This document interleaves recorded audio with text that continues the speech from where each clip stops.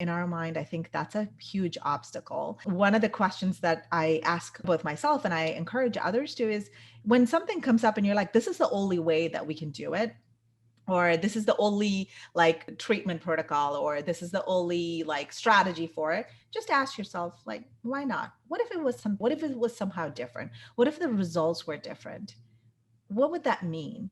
Because in our mind, we have a catastrophic result, right? Because like with M&Ms and stuff, we say, well, if we don't do it exactly this way, then it could be death and dismemberment and loss of limb and all of that. And it's true. Those all are possibilities in the things that we do, especially in surgery. Like at the end of our consent form, death is the last thing. And it is scary to hear it. But at the same time, what if we didn't have to apply that into every part of our life, into our parenting, into our wellness, and have like that all or nothing mentality? So I think giving a little bit more self and a little bit of flexibility to say, what if it was different? What if it could be better than we imagined? But we just allow the process to unfold. And more, especially as I work part-time and I work with a lot of other physicians who are full-time. And we talk about some of the things that are happening, administrative things, or et cetera. And I say, well, why does it really have to be a challenge? What if this was just an opportunity for growth? And how do we reframe it so it's good for us? A different frame of mind, essentially, than thinking this is the work, like, I can't believe I have to do this every day. I mean, it really changes the way we even come to work and we're present at work. So I think putting out fires is just part of our job. But what if putting out fires is something that we got to do? That was a privilege, as opposed to, oh my God, it's another day of putting out fires and I didn't get to do the things that I wanted to. So I think that's the biggest difference that I've seen. Yeah, I love that. I love that reframing. I think too, like you said, we are perfectionists, and and of course we are, blessed to be involved in decisions that involve life and death. But like you said, not every decision has to be perfect. Mhm. I saw that just the other day when it was like, I'm doing this report for this business and they wanted like 4 copies and it had to be everything. I had to make sure everything was exactly the same, these 4 copies, and just scanning it, and it had to be perfect. I'm like, no, why does it have to be perfect? Like, I'm trying to make sure that the brightness is perfect. And it's like, okay, it's okay if it's just good enough. Yeah. But sometimes it as that. And we also tend to be people pleasers, which, Mhm. it's kind of what we do. And as you're right, it is difficult to say no, but being productive is having the ability to say no, correct? Mhm. Absolutely. And so it's important for us to know what is really important for us. What are we trying to do, not just with our everyday life, everyday, like our weekly routine, but also what do we want to achieve in our life? What are some of our goals? And having a lot of clarity in that really helps us decide, yes, this is important and this is not important. I work with a lot of high functioning women who they want it. I mean, they tell me, well, my to-do list is everything I care about. But the reality is, you know what? We only have 24 hours in a day, 168 hours in a week. So there's only so many things that we can put time into. So we do a lot of prioritization and deciding, okay, if you have 10 things you care about, you're still going to have to pick one. Yeah. And what if you put all of your focus and we work on that? What would that change? So I think it is changing a little bit on how we function. When we used to be in college or in medical school or even early practice, we're able to do some of the, like all of the things that we want. But as we get, more into it and we have a family and we have other, passions, there are some adjustments, but that actually is for the good, because that means that we have more time to go more in depth and create more of an. Right, right. And we always want to do more, right? We always want to do more. It's just like the other day it was like we have a piano at our house and like I'm trying to practice this. Like, oh man, if only I had more time. If I only like had finished my lessons of piano, I would be a virtuoso. And I would, and this is kind of thing, just like you're right. We only have 24 hours. I'm still waiting for that Nobel Prize winner who figured out how to get that 25th hour. But we can only do so much. But whatever impacts you, whatever gives you joy, maybe it is playing the piano or having the best singing voice. But everybody has to find out what resonates with them and whatever value that they share with the world. Remember when you could practice medicine on your own terms? What if you could take control of your physician career, make more money while working smarter, not harder? Pick up your copy of The Positioned Physician. Earn more, work smart, and love medicine again. Now updated for 2021, The Positioned Physician details one doctor's journey from burnt-out employee to successful entrepreneur. Whether you are in residency, in mid-career, or close to retirement, after reading The Positioned Physician, you'll gain the knowledge that can strategically impact your doctor life. The Positioned Physician, now available on Amazon Kindle and paperback. You have something that's called the MAPS framework that you mentioned. Can you, on your website, can you tell us more about that? Yeah, absolutely. I'm excited to share.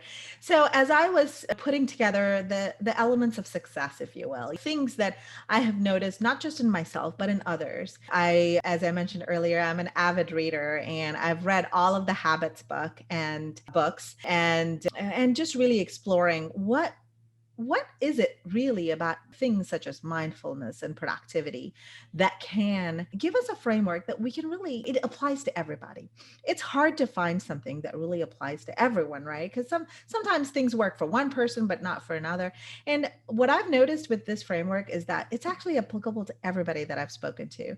And what it includes is first getting in touch with, going back to yourself, getting in touch with what are your values? What is your mission and vision in life?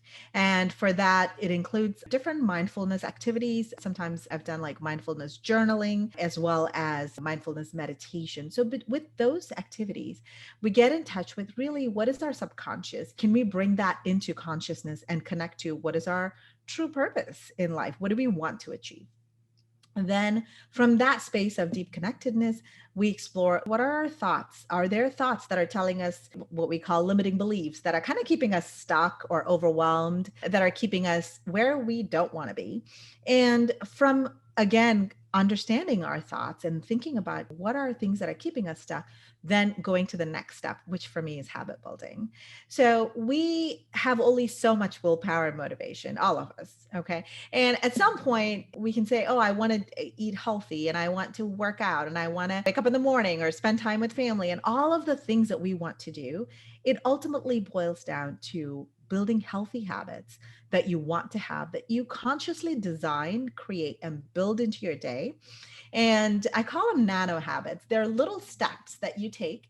And what it does is it takes the thought work out of your everyday life, because there's only so many decisions that we can make in a day. And then you kind of end up in decision fatigue, which is why a lot of us, by the end of the day, we're making poor choices when it comes to eating, or maybe instead of doing our work, we're binge watching Netflix or things like that. That's not really what we want to do. It doesn't even align with our goals, but we do it because they're so tired. We've been making decisions all day. We've been working hard. Our brain has been working hard all day, that we really don't have any more willpower or motivation. So my goal is to make life such that I don't have to feel motivated to go work out. I don't have to gather all my willpower to eat right or to spend time with family. I mean, I don't need willpower and motivation to do that, but say at the end of the day, kids need help with homework and you're just exhausted. How do you work that in? So I think habits are sort of the third step of my framework. And it's really, we look at keystone habits, which is the habit that makes the biggest difference in your life. And for everyone's a little bit different, but I help them find that. And then I help them design their habit. And I did this for the medical students that I was teaching and for the clients that I've worked with. And I talk about it in my podcast, Mindfulness and Productivity Systems, as well. But the goal, if you have something you want to achieve, to make it automated. So it's just something that you do and it becomes part of your identity. And it's not something that every day you have to kind of decide to do it. That's just who you are. And that's what you're going to do when you wake up in the morning. Yeah, I love it. It's like brushing our teeth, right? It's just something that's part of it. And I think also for me, habits is having a habit where you connect your new habit with your old habit. Habit Absolutely. stacking. I love that. Brushing your teeth, and then maybe you associate with a habit that you're trying to do, like floss more, or something to dental, something where you're putting out your clothes out. I used to do two squats. I used to do 2 squats after brushing my teeth. Oh, there you go. Yeah, Perfect. so just kind of, and then I increase it. So the goal is always to start small, and then you increase the number of reps that you do, and then it just becomes something that you do. And I think habit stacking and really understanding the neuropsychology, because it's really our neural wiring that we're working Right. on. And once you work through that, it really changes the way your day is structured.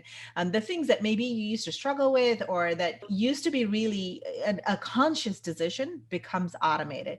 All of us, I have to call it out, all of us have bad habits, right? There are things that we have done forever just because that's always how we did it.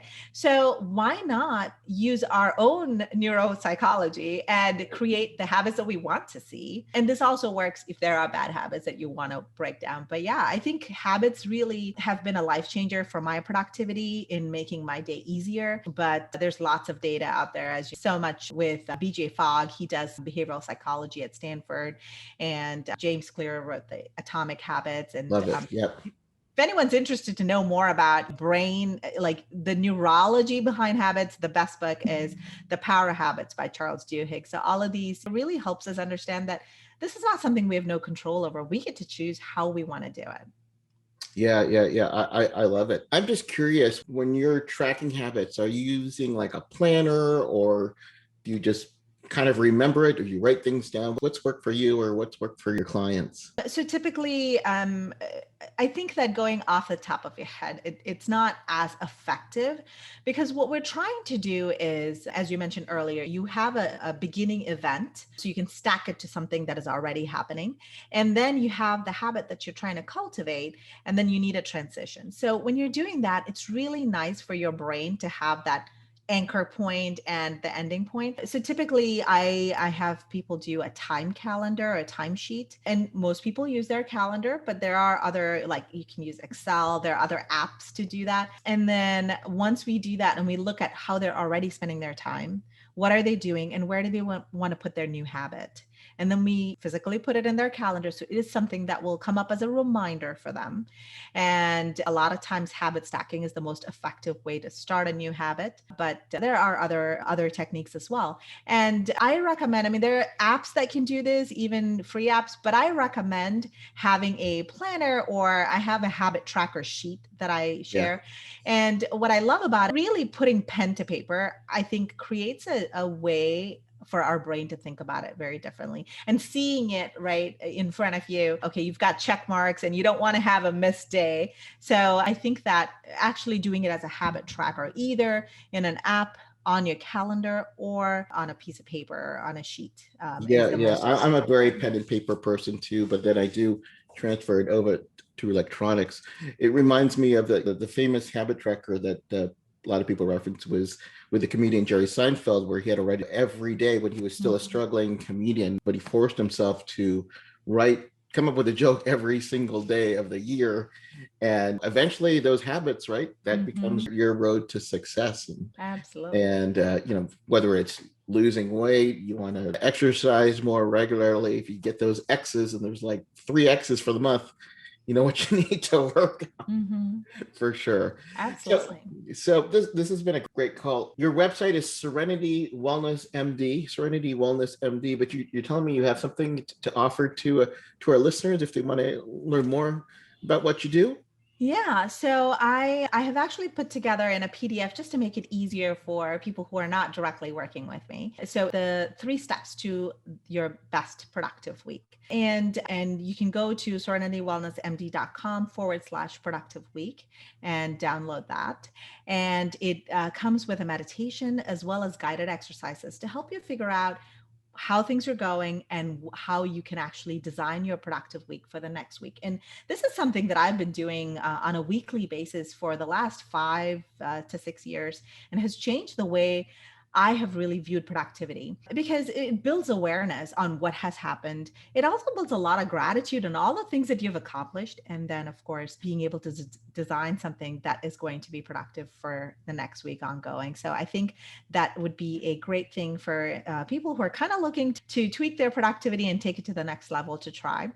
And also starting August, the 3rd week of August, and I'll have more information on my website, I am going to be offering a course with group coaching program that includes some of these. The course will actually tackle some of these objectives of getting in touch with yourself, building mindfulness into your everyday life, figuring out what are your keystone habits, how do you build some healthy habits into your day, and working on mental fitness. We talk about physical fitness all the time, but we got to also work on our own mental fitness and building that productivity. So I welcome everyone to go check it out and let me know if you have any questions. I wonder if your parents knew that to name you Serene, because I can't think of a better mindfulness coach with the name Serene, right? I've heard a lot. People kind of live into their name, they grow into their name. And I have found that even when there's a lot going on, that I am able to, that there is that serene calmness in me. I feel very grateful for that. So yeah, it's something to consider. Yeah, you definitely wouldn't want to be the surgeon who's like always angry and throws things. And not that I know. Again, guys, you want to check out her website, serenitywellnessmd.com. Also, go to serenitywellnessmd.com/productive week to get that free guide and training. And I love it because really, for me, meditation and productivity really go hand in hand because I'm, as you, a big proponent of meditation. I try to do it every single day. I wish I did have it in the habit of doing it every single day, but generally when I do have my meditation and either guided or non-guided, it's just a way of clearing my mind. And then the next step is, okay, what do I need to do today? Or what I like to have stuff from the night before what I need to do. And then I just kind of like have my day. It just seems those things really go hand in hand. Absolutely. Having a clear mind. Absolutely. And trying to be productive from a space of stress and, overwhelm, it doesn't work. So I think just taking a deep breath and centering yourself, and that's where it all starts. Well, thank you, Dr. Serene Shereef. Thank you for sharing your wisdom here today. Go check out her website. She also offers coaching. You can find out that as well as the upcoming group coaching that she's going to have later this summer. Again, thank you again for being on my show today. Thank you so much. I appreciate it.